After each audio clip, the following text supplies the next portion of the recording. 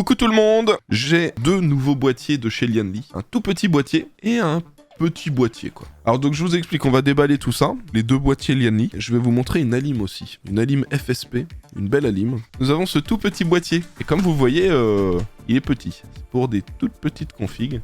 Donc petit boîtier tout mignon. Et nous avons un autre petit boîtier tout mignon qui existe maintenant en version Airflow. Et ça, pour ceux qui aiment que ça ne surchauffe pas dans leur PC, c'est le top. Si vous voulez, on commence par le O11R Mini. C'est parti ?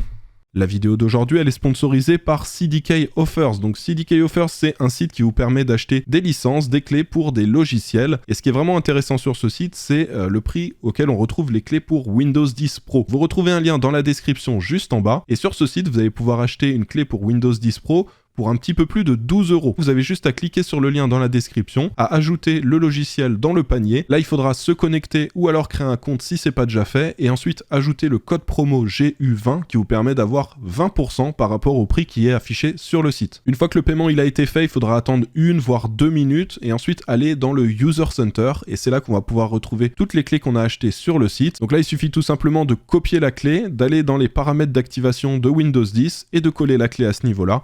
Et ensuite, le Windows sera activé. Alors, le concept du Lianli O11 Mini, c'est que il est très modulaire. C'est un petit boîtier, mais vous pouvez quand même mettre de l'ATX dedans. Vous pouvez moduler l'emplacement où va être placée la carte mère à l'intérieur, de manière à ce qu'il y ait plus de place en haut, moins de place en bas, ou inversement. Il est très très bien pensé ce boîtier. Et jusque maintenant, on avait une version avec des vitres, voilà. Donc c'était cool. Sauf que là... Pour ceux qui aiment un PC bien refroidi avec une belle aération, bah vous avez la version R, je vais vous montrer ça d'un peu plus près. Puis bah voilà, l'avantage pour ceux qui veulent quelque chose qui respire bien, vous avez cette version maintenant. Je vous déballe ça.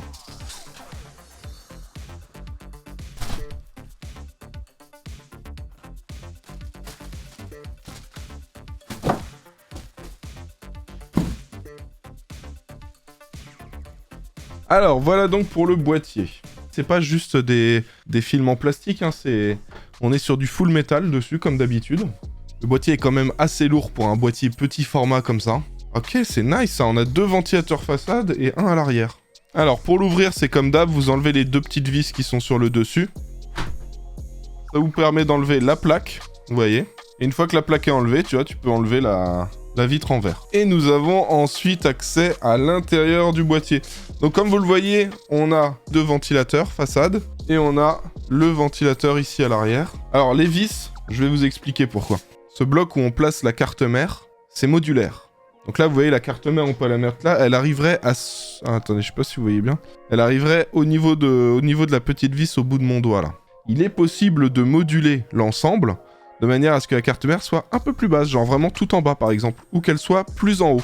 Et c'est ça la grosse particularité de ce boîtier, c'est que si toi tu sais que voilà ici tu vas pas mettre de ventilateur, tu fais en sorte que ta carte mère elle descende vraiment super bas, et en haut ça te permet de mettre un gros water cooling avec un radiateur ultra épais par exemple. Vous voyez donc cette partie là par exemple, je peux l'enlever de manière à descendre tout ce bloc tout en bas.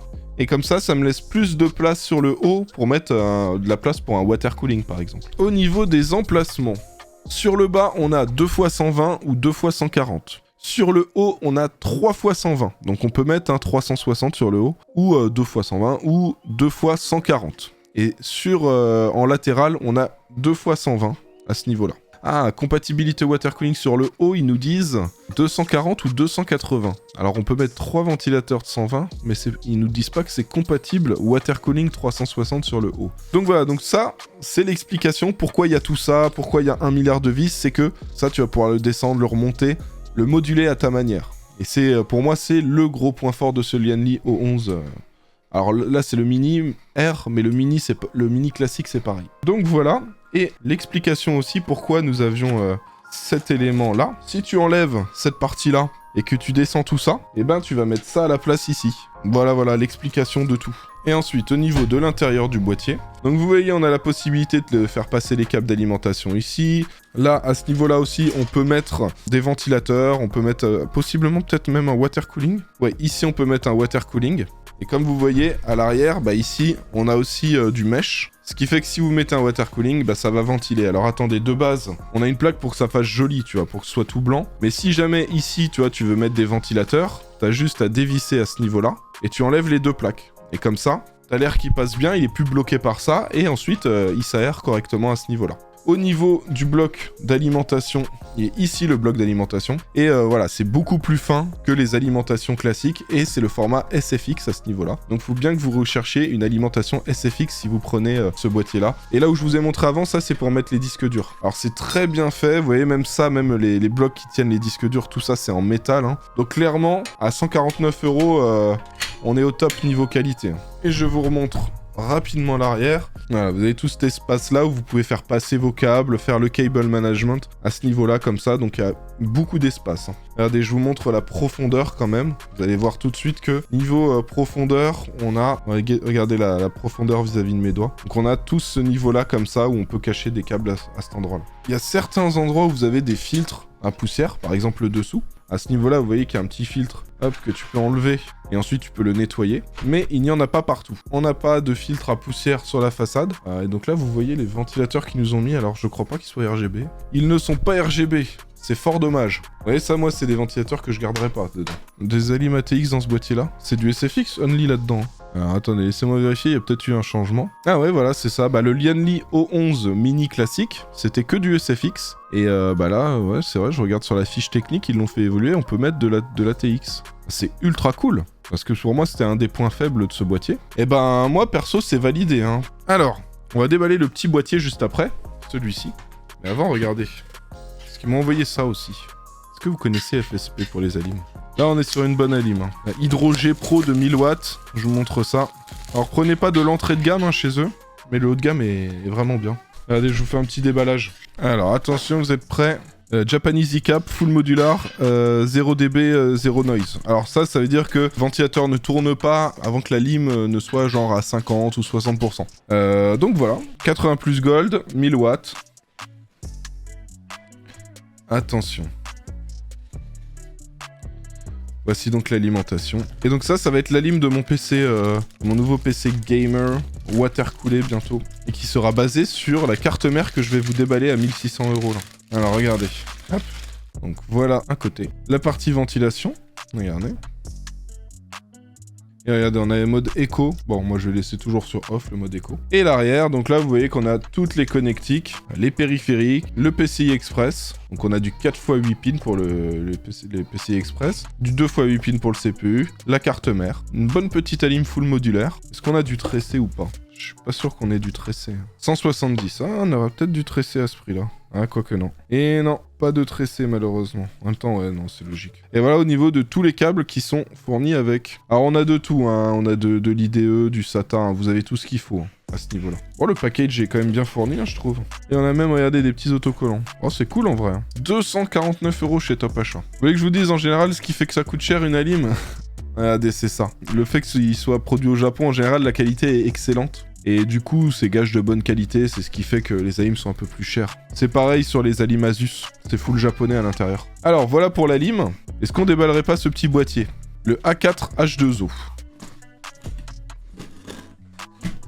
Et voilà donc le fameux mini boîtier.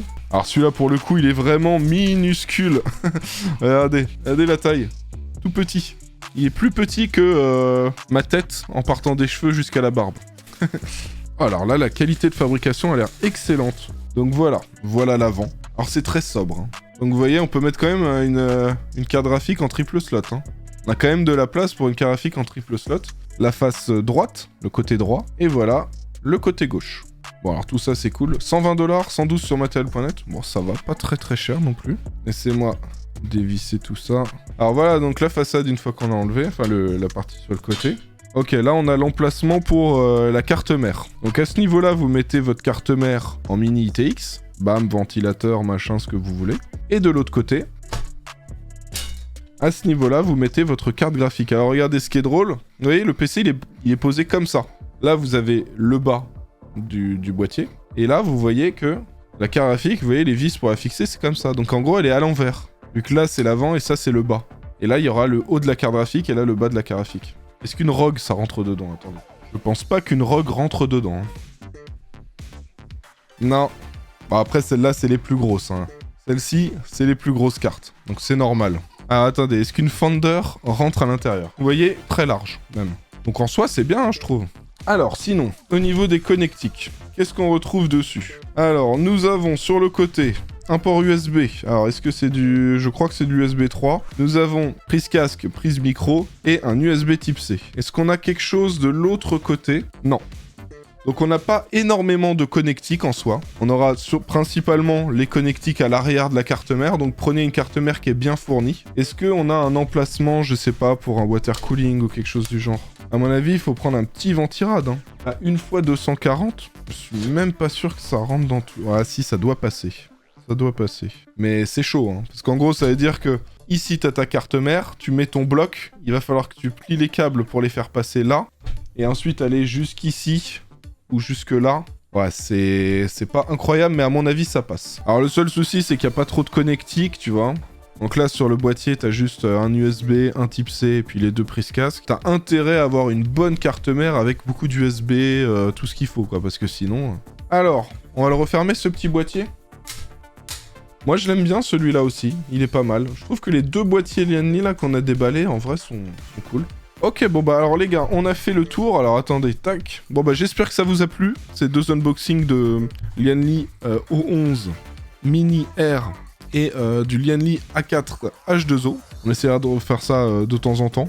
J'ai quelques boîtiers aussi de côté qui sont vraiment pas mal, qu'il faudrait que je vous montre. À chaque fois j'y pense pas, ou j'ai pas le temps, ou il y a des trucs plus importants à faire. Il faudra vraiment que je pense à trouver du temps à vous montrer à certains boîtiers qui sont vraiment cool.